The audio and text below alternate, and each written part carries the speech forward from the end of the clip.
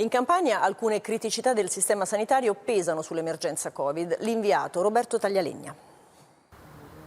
All'interno degli ospedali sono stati creati dei reparti modulari. Questa è una soluzione che non ci trova del tutto d'accordo, in quanto in alcuni casi i percorsi non sono completamente separati e questo ha generato purtroppo, come nell'ospedale di Pozzuolo e nell'ospedale Monaldi, dei casi di focolaio all'interno appunto delle strutture ospedaliere. Ospedali chiusi, ridimensionati o del tutto smantellati. L'emergenza sanità in Campania sotto l'assedio del Covid-19 può creare danni e portare al collasso della rete dell'emergenza. Al San Gennaro di Napoli, nel popoloso quartiere Sanità, il nosocomio nel 2017 è stato ridotto a polo riabilitativo, sacrificando così anche il reparto di animazione.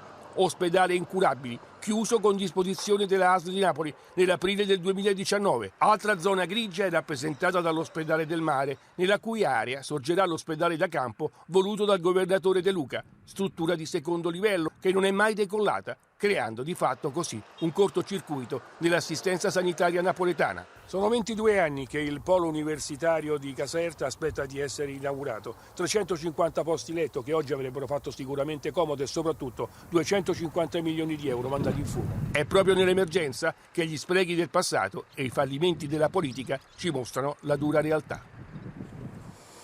Con la